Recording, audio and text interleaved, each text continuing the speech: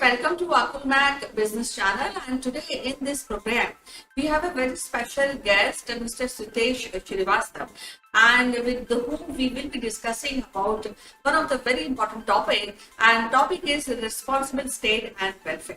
So without wasting any further movement, I would like to call Mr. Sitesh Srivastava and start this important and interesting discussion. Okay, welcome Sitesh to this show, and how are you doing today? I'm well, and all the well, more energized always to talk to you. Lovely, and we have selected a very interesting topic today regarding welfare states and responsible states. So before I go further, I would also want to really understand for our viewers' sake that what you mean when you're talking about responsible state and welfare state. Well, Kanchan, in the modern demographic setup after post-industrialized world in the 19th and the 20th century, we have seen different kinds of states that have come up after the medieval stages and the colonial stages. And these states which came out in the 19th century, we found they were based on the democratic principles. They were more about referendums. They were more about people's participation. And there were several other flavors of socialism, capitalism, communism, and other isms. Mm-hmm. And in between, there were experimental states as well. And therefore, each state and the concept of each state was about a welfare for their people to advance the thought process of that nation or a country or a community or a tribe.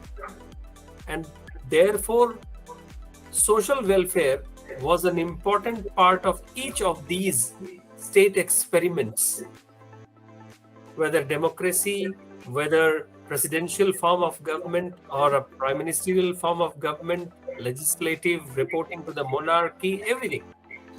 And therefore, the responsible state is a state which is also socially responsible and committed towards social welfare. So we cannot separate them basically. They are together.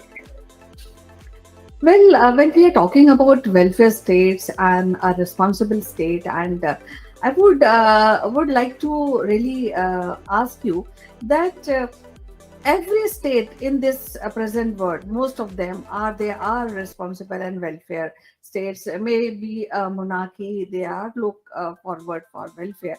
Even when we go back in our Indian history, we'll find all kings and queens, they were more directed towards doing welfare. And when we talk about modern age, and when you talk about welfare and establishing only the welfare institution, somehow this provides equality, right, to all the citizens.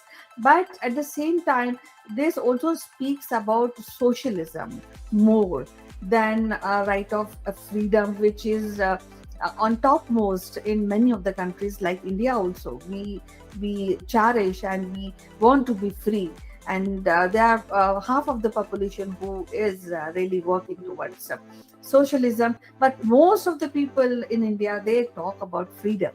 So how really you gel these ideas, though socialism, though I mean the welfare is the a mantra for any rule or in any country of the world, but still it's echoes about socialism. So how you would like to elaborate on that?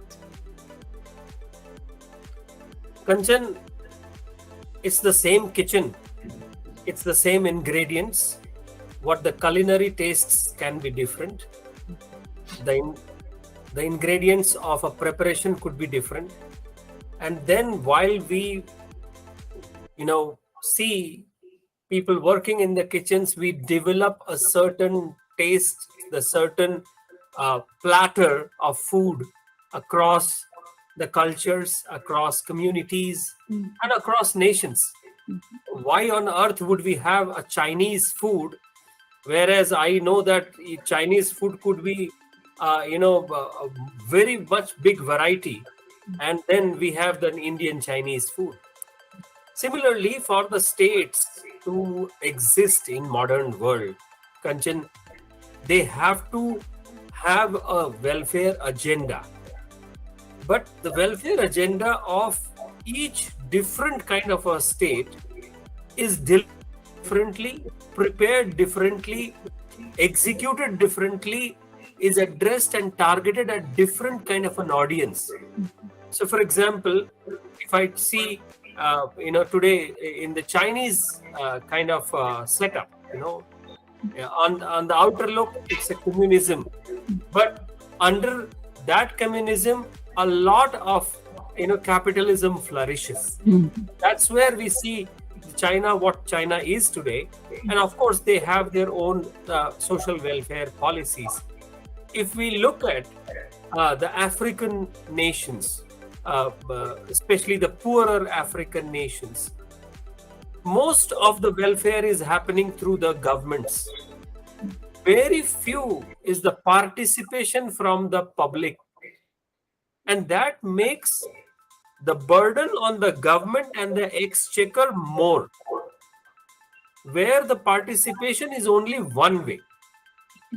In the Indian context, if we talk in terms of the Manrega scheme or other schemes, PM, Jan Dhan Yojana, and couple of other, Anganwadi we have known for ages. Right? These are mostly participatory programs. The government funds are released, the schemes are released, and then they are monitored and gauged how successful they have been. Not all the policies by the government has been successful across the country in every state. So the social welfare is something like a culinary dish that the ruling dispensation of each country has to decide, agree in their parliament or assemblies, which is good for that particular country, and that's how it has to be proposed, isn't it? Yes, but I also want you to elaborate what are those characteristics or features when we are talking about the welfare state and when we talk about responsible government. Because responsibility, people are responsible, and when they are ruling any country, but how they really provide these stages of welfare to their common people of their country. Kanchan, if you remember, in our Indian country, we had census every 10 years, and then we also used to have 5-year plan, the Panchvarshya Yojana, which is now known as Niti Aayog, Planning Commission. These were the institutions over the decades, not just years. Over the decades, they planned and designed different social welfare programs to be taken over towards the whole country, like I just mentioned, Anganwadi, or the relief funds that the government releases. So the parameters are more or less the same. The touching the poorest of the poor is one parameter. Touching the people who are marginalized in the society due to whatever caste, color, creed, religion, anything. So there could be a parameter related to the students, giving some kind of a welfare programs for the worthy students who somehow cannot get into the mainstream education because of non-availability of funds or non-availability of infrastructure. So each of these plans, whether it is India, whether it is any country, these policies are designed keeping the larger public in mind and not the lesser public. Mhm. When I say lesser public, I mean privileged people. In India, I just read a report, Kanchan, that if people are earning around, on an average, somewhere around 25,000 rupees a month, a person is earning, that person is probably comes under the best 60 to 70% of this country. So the welfare program has to reach out to the people who really need it, and then they also have to see how is the effectiveness of the program. I mean, we have also heard about Bangladesh, Grameen Bank, Mm. that started as a welfare thought, and the way it has reached out to the masses, the poorer masses or the rural masses of Bangladesh, that's a case study, right? Okay, then when we are talking about a responsible state and welfare, now the question arises is that this totally a responsibility of government, or this is a collaborative effort of people and government, then only a flourishing or a very colorful result comes when we talk about the welfare of the people. So how you look this into this concept? As collaborative, or Well, it's totally government's responsibility to dictate actually? well, your question is really appreciated, Kanchan. My thinking is that government is for the people, by the people, and they are there because of people. So, of course, the government has to take a bigger responsibility in this, because government has the power to enforce, government has the funds to spend, government has the muscle to ensure that it happens. So government has to take a bigger lead into this, as the captain. And when we talk about the public participation, then my experience, my observations is that public participation will come if people see the immediate benefits around them. So people in India talk about, we saw about demonetization has been discussed for so many years. Okay. People have to see the benefit of every social welfare program. Jan Dhan Yojana, okay, which actually translated into the small finances or NBFC kind of businesses in India. What is the effectiveness of it? So, do we have an account in a small finance bank? Do I go to a small finance bank today, or I go to the private banks? It starts with me. But government as the big brother or the overarching brother has to basically promote it as well. Okay, the gas subsidy, the petroleum subsidy that we saw recently, this has promoted well so that people participation can happen. Otherwise, this remains on few individuals like you and me to look at the participation, and we go out on the streets with our slogans of people's participation. But then we see there are no big takers, and this is also true in my experience. I saw African nations, Kanchan, as well. Since government is taking almost 90 to 95% of the lead, it's a very, very few participation in the African countries from the people side.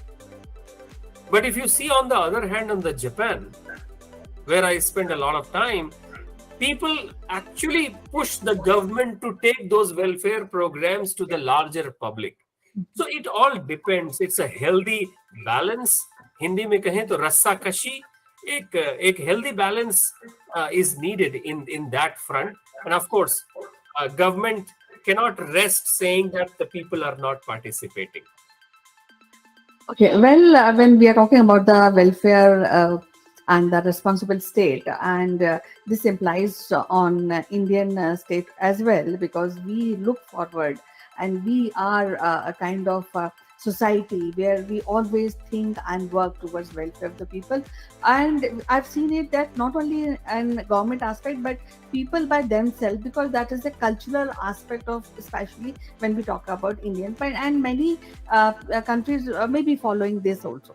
Any last thought you would like to really tell to policymakers, that how really they can evolve in doing more welfare for the people?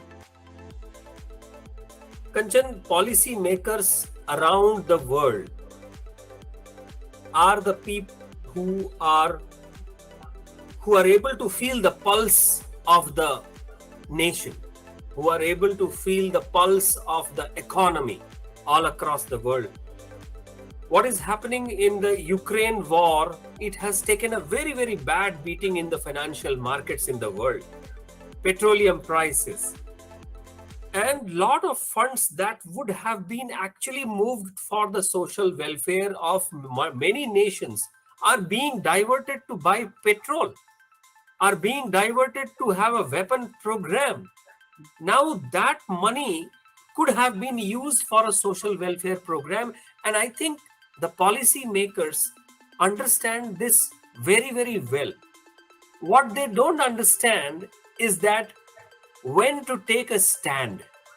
So from an Indian perspective, the policy makers must not forget the pressing issues of our society, the sections of the society which are still marginalized, which are still do not have access to the basics, the water, the sanitation, the electricity, electrification, infrastructure, education, access to the capital, and entrepreneurial drive.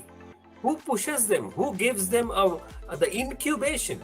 So the policy makers, a set of policy makers, very, very dedicated, must be thinking on those terms and should be able to convince the government to allocate the funds, and then should be able to see the execution plan happening.